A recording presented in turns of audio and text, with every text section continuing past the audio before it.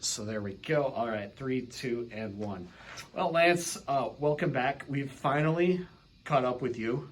You've been very busy here lately, and now we're the holiday season here at the office. You had the ugly Christmas sweater party earlier today. Correct. Everyone was in their ugly sweaters all day today. Except for you, which we're actually disappointed then that you put on your TV. Well, I had the ugly T-shirt over the top, the holiday T-shirt over the top. So. Gotcha. Well, I guess we appreciate you dressing up for us, but still at the same time, we like to have a little fun here. So maybe next time.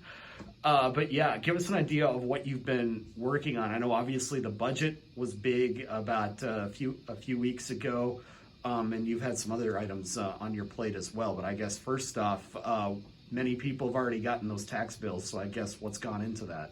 Yeah, a lot of work and a lot of diligent efforts on the part of staff and certainly the county board. I'm very proud of ultimately the budget we presented, and I think the county board took a really good thing and made it even better. So I think for the people of Marathon County, there are a couple big takeaways. First and foremost, you're going to see that we're still delivering all the services that people throughout Marathon County continue to rely upon. In an era where local governments across the state are really having to cut vital services, we buckled down as staff, the county board buckled down, and we did a lot of things to make great use of the funds that we thankfully get from the people through their tax dollars and other revenues. But proudly, we are able to still maintain all the services that people count on.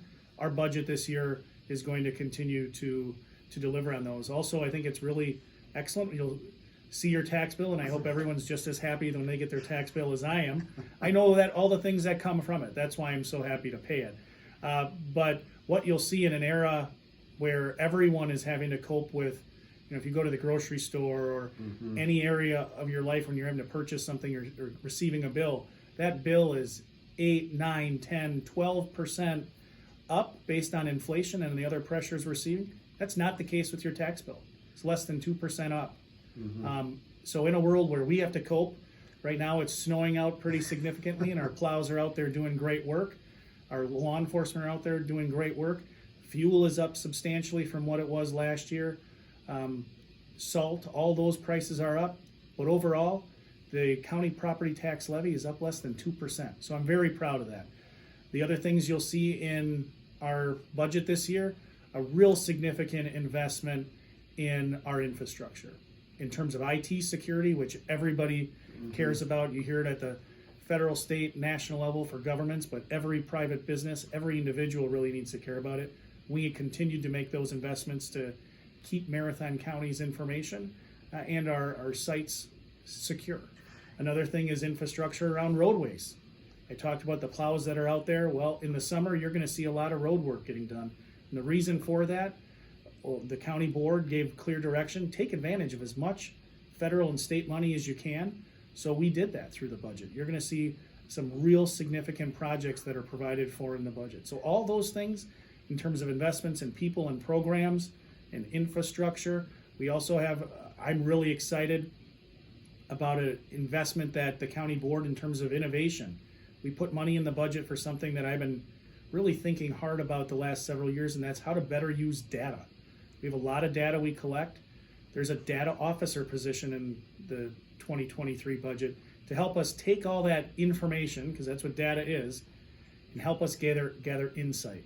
Help us determine what is the data showing us and how can we better serve the people of Marathon County. So that's in a nutshell what's in the budget. I'm really proud of it. And again, I think the county board, they took a good thing and made it great. They reconfigured how we had some debt payments, took on debt for North Central Healthcare. North Central Healthcare wasn't able to pay it. We got a little innovative, credit to the county board on that. They made some strategic changes to the budget submission, and I think we're in a really good place, certainly financially, but most importantly in terms of the services we deliver. A couple of great things in there. First off, you talk about the investment on the road infrastructure. If you're like me and your plates renew in December, you not only get to pay your county tax bill, you get to add a little $25 extra into that for the wheel tax. that's something that I guess for me being here for 5 years now, I don't ever remember a time when we weren't paying Sure. that as Marathon County residents. I'm told that wasn't always the case, but again, I can't attest to it.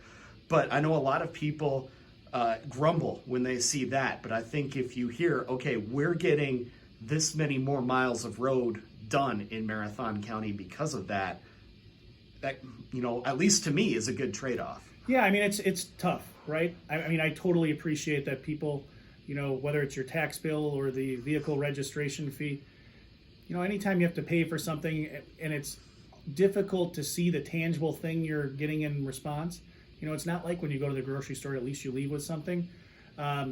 It's a little bit more intangible. But when you look at all the roadway, I mean, a good place to start, Marathon County, largest county by landmass in the state of Wisconsin. We're larger than the state of Rhode Island. We have the most roadway miles, county roadway miles we're responsible for by far of any county in the state. So we have a lot in terms of asset to maintain. The big takeaway on the vehicle registration fee, just remember when that $25 comes due, every single cent that Marathon County gets from that is invested in roads and bridges. And again, we have a large number of bridges on our system. All those things to maintain, to keep people safe first and foremost, but also to allow for people to move. You know, the movement of goods and services, our economy, our local economy thrives when things are able to move effectively.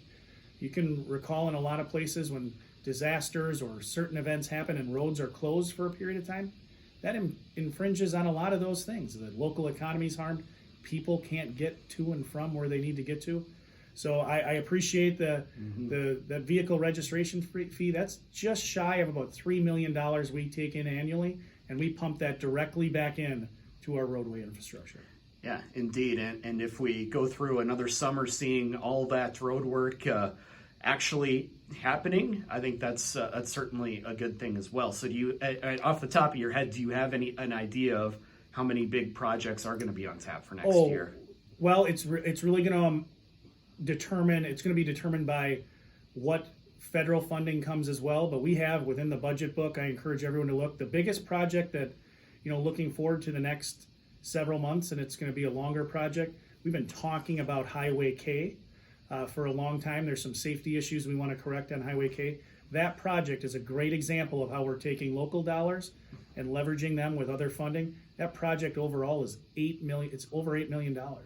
So people are going to see, I think, not only the people that live in that locality, but that's going to be something that's going to help the county as a whole, because it's really important to remember that while we do have projects happening all throughout the county, I look at the roadway infrastructure as a single asset.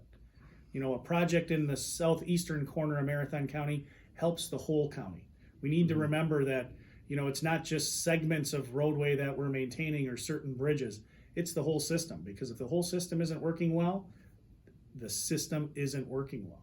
And that's a credit to the county board, again, to make sure that we're delivering on our commitment to keep our roadway infrastructure at a PACER rating, a pavement rating, where people can rely upon that roadway for safe travel, for them personally and for their goods and services. So yeah, you'll virtually anywhere you live in Marathon County on a county roadway, within a couple of miles, you'll see a roadway project, which is good and bad. Absolutely. You know, we certainly live in the state of Wisconsin. Summer is roadway construction season, but it's really important to keep on top of that. And I'm proud of our staff and the way that they've done that. And then you mentioned as well updates to the infrastructure digitally countywide. You know, they always say, at least the cybersecurity experts always say, you know, data hacks and things like that aren't a matter of if they happen, it's a matter of when they happen. I think that's probably another really big investment that you're going to be making this year. Yeah, that was an important thing. It actually is in my budget message, how we're talking about. We partner with the city of Wausau and North Central Healthcare in a shared IT infrastructure. And we all came together and said, you know, IT security, for all the reasons you just referenced, really, really important. The other thing we're doing in terms of information technology is our new website. Again, working with the city of Wausau, we're going to be rolling out both a county and a city of Wausau website that's really going to try to take our current website from something where it's a great place for people to get information, we really want to flip the script a little bit and make that website a place where people go to not only get information, but get access to the services that they expect local government to provide.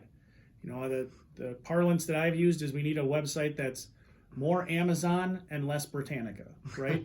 Right. And I'm proud of the work that we're doing. We hope to roll that website out again in the first half of next year, which should again hopefully help people who are looking to get services done, particularly in this digital world where we've learned a lot of things through the pandemic about remote work, but remote service access, people working from home, people trying to access services from home, whether it's telehealth, telemedicine, all those things, those expectations of government have come up as well. And we want to make sure we deliver on those. And then, so what kind of investments then specifically are you going to be making? Because obviously there's a lot of, whether we know it or not, there's a lot of our personal data that's probably stored somewhere here on a county server, whether it's our address, property tax information, things like that are things that if they fall into the wrong hands can obviously create a mess for somebody. Sure, and we've always had really strong security, I would say, relative to that in how we handle information, that data security piece.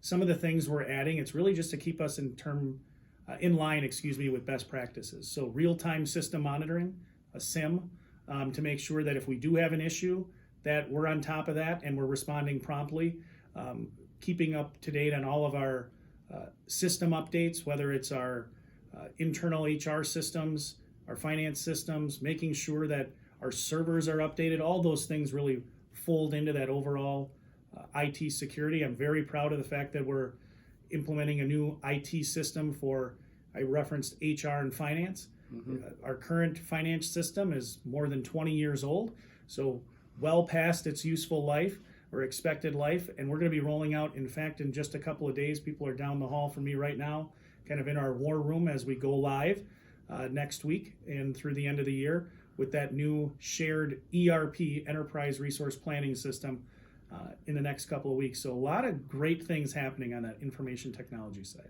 Indeed. And then more tangible things. We've been talking over the last year about the West Side Master Plan. There's been a couple of open houses on what to do with Marathon Park as far as an asset for the county and the city of Wausau as well. And then talking about some of those buildings near Marathon Park as well. This is right in my neighborhood, actually. In fact, I live down the street from them. And my parents have always told me, what are they going to do with those buildings there? I know that's something that's on your radar as well.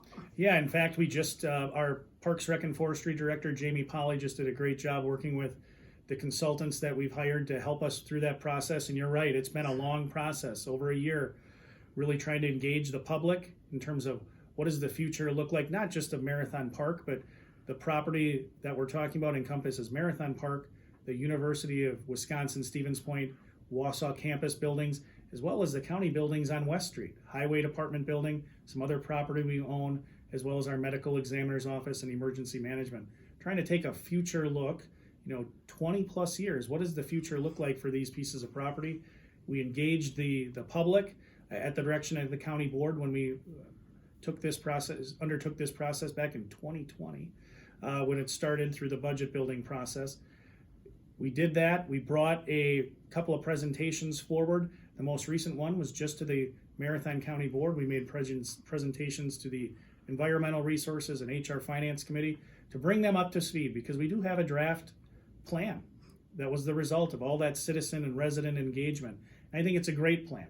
It takes a lot of the things we all know and love about Marathon Park, and it preserves and in a lot of instances enhances them. We heard, one of the key features of Marathon Park, the trees and the walkability.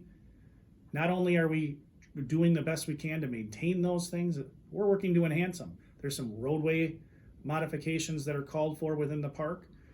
There are some things relative to green space to really take advantage, kind of uplift, add some grace to Marathon Park. We heard a lot of feedback about the red granite, the gravel portions of the park. How can we continue to provide a lot of necessary space and in fact add space for the fair to operate? Because I'm sure you, like myself and my family, go to the fair each and every year. It's a highlight of the year. We need to make sure that the park accommodates the fair. I think our plan does that well. It does it differently.